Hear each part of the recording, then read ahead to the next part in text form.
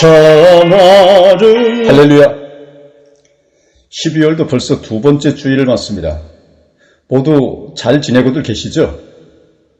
오늘은 여러분 요한복음 1장 43절로 51절까지의 말씀을 가지고 하늘이 열리고 라는 제목으로 함께 은혜 받고자 합니다. 말씀에 앞서 많은 생각을 하게 하는 글 하나가 있어서 먼저 소개해 올리고 시작할까 합니다. 한 남자와 한 여자가 이야기를 합니다. 남자는 열심히 이야기를 하고 여자는 열심히 이야기를 듣습니다. 남자는 설득하기 위하여 이야기를 하고 여자는 설득되고 싶어서 이야기를 듣습니다. 남자는 많은 이야기를 하고 여자는 많은 이야기를 들었으나 헤어지는 시간 허무합니다. 남자는 설득에 실패하고 여자는 설득되기에 실패했습니다. 남자는 다음을 기약하며 다짐합니다. 다음에는 좀 더 멋진 이야기를 해야지. 비전, 이상, 위대함, 성취 등을 생각합니다. 여자는 다음을 기약하며 기대합니다. 다음에는 사랑한다는 말을 들을지도 몰라. 많은 사람이 깊은 대화가 안 됩니다. 마음의 갈망이 다르기 때문입니다. 저는 이 이야기를 읽으며 주님과 우리 사이가 이렇지 않은가 하는 생각을 했습니다. 주님을 믿으면서도 실제로 주님을 만나지 못하여 마음 통하지 않는 관계로 사는 것입니다. 똑같이 예수님을 믿으면서도 시험 들어 낙심한 성도가 있고 말 한마디를 해도 확신과 감격에 넘치는 사람이 있습니다. 주님을 만난 사람과 만나지 못한 사람의 차이입니다. 주님을 만나기 전에는 우리에게 많은 질문이 있지만 주님을 만나면 모든 의심이 사라집니다. 여전히 주님을 인격적으로 만났다는 확신이 없고 주님과 관계가 친밀하지 못한다면 주님을 만나려는 갈망부터 가지기 바랍니다. 그것이 주님을 바라보라 하는 말입니다. 주님을 향한 갈망이 있는 사람은 반드시 주님을 만나고 동행하게 됩니다. 본문에 나오는 나다나엘은 12제자 중에 한 사람인 바돌로메로 알려진 사람입니다. 어느 날 친구 빌립이 너무나 흥분하여 모세가 율법책에 기록하였고 또 예언자들이 기록한 그분을 우리가 만났습니다. 그분은 나사렛 출신으로 요셉의 아들 예수입니다. 라고 했습니다. 나다나엘은 그런 빌립을 이해할 수 없어 나사렛에서 무슨 선한 것이 나올 수 있겠소? 라고 말했습니다. 나다나엘이 이렇게 말한 것은 나사렛에서 메시아가 나리라 예언된 적이 없었기 때문입니다. 게다가 나사렛은 이방인들이 많이 살고 있었던 변방이라 당시 율법주의자들에게는 경멸의 대상이었습니다. 그러나 예수님은 미가서 예언대로 베들레헴에서 출생하셨고 헤롯 왕이 죽이려 한 까닭에 애굽에 피난을 갔다가 돌아와 나사렛에서 정착하였을 뿐이었습니다. 이 사실을 알 수 없었던 나다나엘은 예수님에 대하여 확신이 없었지만 와서 보시오 하는 친구의 강권에 못 이겨 예수님께 나아갔습니다. 그런 나다나엘을 보시고 예수님께서 보아라, 저 사람이야말로 참으로 이스라엘 사람이다. 그에게는 거짓이 없다 말씀하셨습니다. 이것은 엄청난 칭찬이었습니다. 당시 이스라엘 사람들은 하나님의 선민임을 자랑했지만 실생활은 가식적이고 위선이 가득한 삶을 살고 있었기 때문입니다. 나다나엘이 깜짝 놀라서 어떻게 나를 아십니까? 라고 묻습니다. 그때 예수님께서 빌립이 너를 부르기 전에 내가 무화과 나무 아래에 있는 것을 내가 보았다 하신 말씀을 듣고 나다나엘이 기절할 듯 놀라 즉각 선생님은 하나님의 아들이시오 이스라엘의 왕이십니다. 라고 고백했습니다. 예수님이 메시아라는 고백입니다. 나다나엘이 이렇게 한순간 믿음이 바뀐 것은 주님이 자기 마음의 갈망을 아신다는 사실을 깨달았기 때문이었습니다. 이스라엘은 매우 더운 날씨이지만 건조하기에 그늘 아래 있으면 시원합니다. 그래서 유대인들은 흔히 나무 그늘에 앉아서 성경을 읽고 기도하며 명상을 하곤 했습니다. 나다나엘도 무화과 나무 아래서 성경을 묵상하였는데 그날 메시아를 묵상하고 있었던 것 같습니다. 그것을 예수님께서 아시는 것입니다. 그리고 예수님의 제자가 되었습니다. 이처럼 예수님을 향한 갈망이 있는 사람은 예수님을 인격적으로 만나게 됩니다. 세례 요한의 제자였다가 예수님의 제자가 된 안드레도 마찬가지였습니다. 안드레는 스승인 세례 요한이 예수님을 보고 보라 세상 죄를 지고 가는 하나님의 어린 양이로다 하는 말을 듣고 즉각 예수님을 쫓아갔습니다. 그 안드레를 보시고 주님께서 너희는 무엇을 찾고 있느냐 하고 물으셨습니다. 왜 나를 따라오느냐는 말입니다. 그때 안드레는 랍비님 어디에 묵고 계십니까 하고 되물었습니다. 이 말은 예수님과 함께 살아보고 싶다는 말입니다. 안드레의 갈망을 아신 예수님께서 와서 보라고 부르셨습니다. 함께 지내자고 초청하신 것입니다. 예수님에 대하여 듣는 것보다 예수님과 동행하는 것이 예수님이 누구신지 알게 되는 가장 정확한 길인 것입니다. 그래서 예수님과 동행하자고 하는 것입니다. 그날 밤 예수님과 지낸 안드레는 예수님의 제자가 되었습니다. 그리고 베드로에게 찾아가서 우리가 메시아를 만났다고 외쳤고 베드로도 예수님께 나아가 제자가 되었습니다. 우리에게 안드레나 나다나엘처럼 진정 주님에 대한 갈망이 있으면 반드시 주님을 만나게 됩니다. 이런 말씀을 하면 이런 질문을 할 것이란 생각이 듭니다. 안드레나 나다나엘은 예수님의 제자였지 않은가? 특별한 시대, 특별히 택함받은 사람의 경우를 이처럼 일반화해도 되겠는가? 우리가 어떻게 다 안드레와 나다나엘처럼 되겠는가? 물론입니다. 그런 질문이 저에게도 있었습니다. 저도 주님을 인격적으로 만나는 것이 그렇게 간단한 일이라는 것에 회의적이었습니다. 갈망을 가지고도 주님을 만나지 못한 사람이 많다고 생각했기 때문입니다. 그러나 우리가 안드레나 나다나엘이 누리지 못하였던 엄청난 은혜를 받고 있음을 이제는 정말로 믿어야 합니다. 요한 사도는 하늘 보좌를 버리고 우리에게 오신 예수 그리스도를 증언하면서 다른 복음서와 달리 천사가 나타나고 동정녀 마리아가 잉태하고 베들레헴에서 태어나고 목자들이 경배하고 동방박사가 찾아오는 이야기 등에 대하여는 전혀 기록하지 않고 예수님을 말씀이요 빛이라고 증언하였습니다. 요한 사도가 복음서를 썼던 1세기 말의 초대교회는 영적인 위기에 빠졌습니다. 교회가 시작될 때는 예수님을 직접 보았던 사도들이 있었습니다. 그러나 두 세대가 지나 1세기 말이 되면서 교회는 영적으로 정체되기 시작하였습니다. 교인들 대부분은 예수를 직접 보지 못했던 사람들로 전해 들은 예수님을 믿었으며 교회도 점차 제도화, 조직화되고 사람인 지도자의 영향력이 커졌습니다. 이런 상황을 심히 걱정하였기에 요한 사도가 요한 복음서를 쓴 것입니다. 요한 사도가 예수님은 말씀이다, 빛이다 증언한 것은 그리스도인들은 여전히 예수님과 인격적인 교제를 가져야 하며 그것이 가능하다는 것을 말하고 싶었기 때문입니다. 정말 예수님은 말씀이고 빛으로 우리를 만나주고 계신 것일까요? 그 증거가 예수님을 인격적으로 만나고자 하는 갈망이 우리 안에 있는 것입니다. 빌립보서 2장 13절 너희 안에서 행하시는 이는 하나님이시니 자기의 기쁘신 뜻을 위하여 너희에게 소원을 두고 행하게 하시나니 하셨습니다.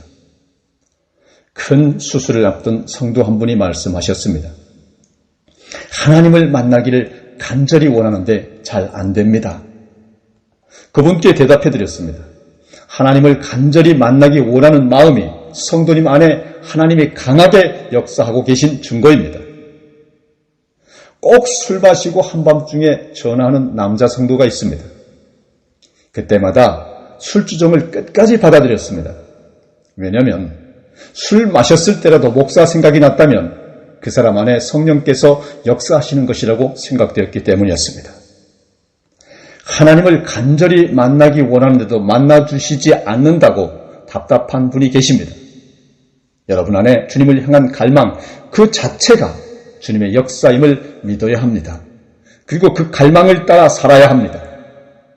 우리 안에 주님을 향한 갈망도 있고 육신과 세상을 쫓고자 하는 갈망도 강합니다. 중요한 것은 어떤 갈망을 붙잡고 사느냐 하는 것입니다. 많은 성도들에게 은혜를 구하고 말씀을 구하고 사랑을 구하고 성령 충만을 구하는 갈망이 있습니다. 그러나 실제로 붙잡고 사는 것은 돈이고 성공이고 명예입니다. 그래서 주님을 만나지 못했다는 영적 좌절 가운데 사는 것입니다. 마태복음 19장에 보면 한 부자 청년이 예수님께로 나와 어떻게 하여야 영생을 얻으리까 하고 질문했습니다. 그때 예수님은 내 소유를 팔아 가난한 자들에게 주고 나를 따르라. 그리하면 하늘의 보화가 내게 있으리라 말씀하셨습니다. 그때 부자 청년은 슬픈 기색을 띠고 근심하며 돌아갔다고 하였습니다. 그 청년에게 영생에 대한 갈망과 재산을 향한 갈망이 다 있었습니다. 문제는 그 청년이 재산에 대한 갈망을 붙잡았다라고 하는 것입니다. 혹 이것이 우리의 이야기는 아닌가요? 여러분 정말 귀한 것, 정말 중요한 갈망을 붙잡고 사십니까? 예수님께서 나다나엘이 무화과나무 아래서 메시아를 갈망하는 기도를 드린 것을 아셨다고 했는데 여러분이 예수님 앞에 서면 예수님은 무엇을 보셨다고 말씀하시겠습니까? 내가 술집에 있는 것을 보았다. 내가 인터넷에 매달려 지낸 것을 보았다. 혹 이런 말들을 듣지는 않겠습니까? 중요하지도 의미도 없는 문제로 세월을 허송하지 말아야 합니다. 연속극의 결과를 미리 알고자 애쓰지 마십시오. 작가에게 전화를 걸어서 주인공을 살려주지 않으면 가만히 있지 않겠다고 협박하는 사람이 있다는 말도 들었습니다. 내년 프로야구 시즌에서 누가 우승하느냐 상관하지 마십시오. 유치하게 살기에는 너무나 인생이 짧습니다. 어느 날 초등학교 다니는 아이가 학교에서 다리가 부러져서 집에 왔습니다. 병원으로 가며 엄마가 물었습니다. 어떻게 하다가 부러졌니? 아들은 대답했습니다. 높은 철봉 위에서 뛰어내렸어요. 엄마는 다시 물었습니다. 아니 그 높은 데서 왜 뛰어내렸어? 아들은 다시 대답했습니다. 다리가 부러지나 안 부러지나 궁금했어요. 엄마는 한숨을 쉬었습니다. 이제 알았으니 시원하겠구나. 5살 아이에게 엄마가 말했습니다. 얘 절대로 선풍구에 손가락 넣지 말아라. 손가락 부러진다. 아이는 엄마에게 애원했습니다. 엄마, 꼭 한 번만 정말 부러지는지 한 번만 해보면 안 돼? 여러분, 이것이 말도 안 되는 어린아이 이야기라고 생각하지 마시기 바랍니다. 아담과 하와의 이야기입니다. 자신이 어른이라 생각하는 우리들의 이야기입니다. 우리가 그렇게 사는 것입니다. 결국 다 자신을 파괴할 것을 갈망하며 사는 것입니다. 예수님의 마음에 거하심을 확신하지 못하니 방황하며 사는 것입니다.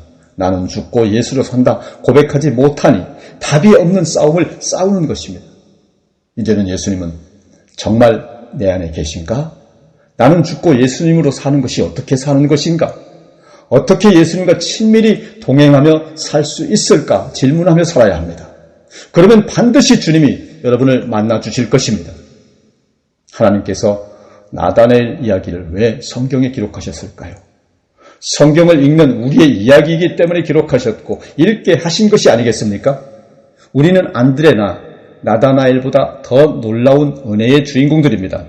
야곱은 아버지를 속이고 장자의 복을 받고 형 에서를 피하여 도망하였다가 빈들에서 잠이 들었을 때 살아계신 하나님을 만났습니다. 그때 그는 너무 놀라 이렇게 고백했습니다. 창세기 28장 16절로 여호와께서 과연 여기 계시거늘 내가 알지 못하였도다. 17절 두렵도다 이곳이여 이것은 다름 아닌 하나님의 집이요 이는 하늘의 문이로다 했습니다.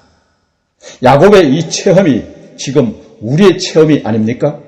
여러분 지금 여러분 안에 역사하시는 주님이 느껴지지 않습니까?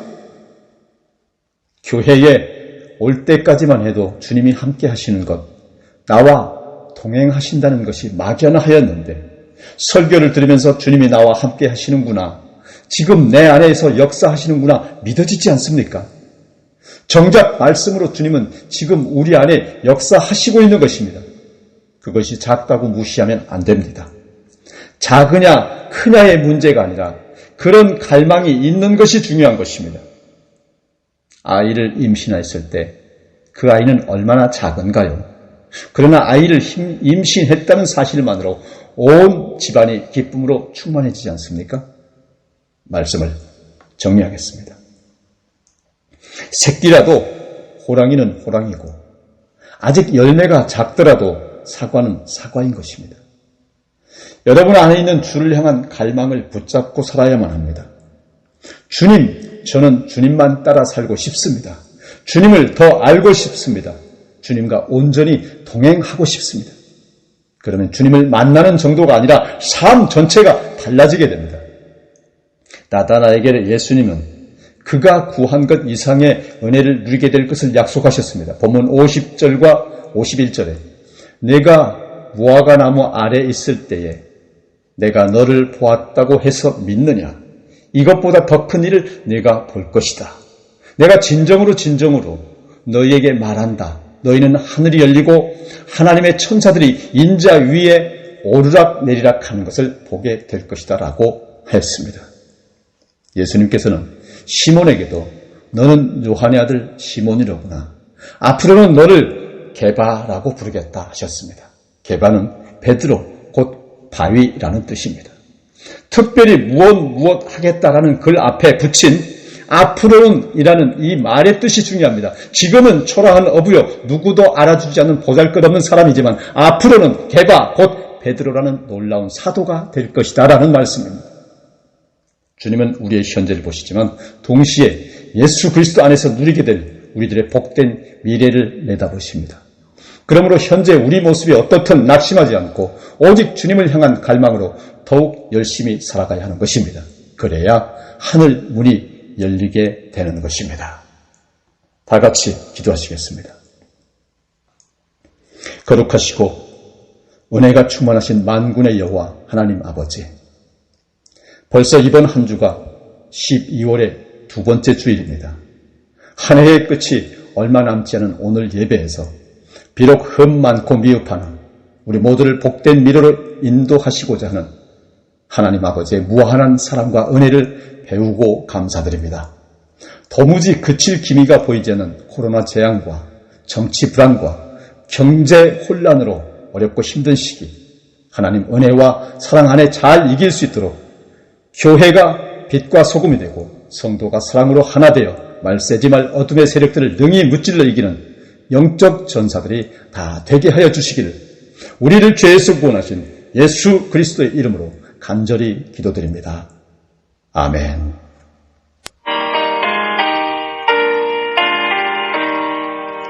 참 아름다워라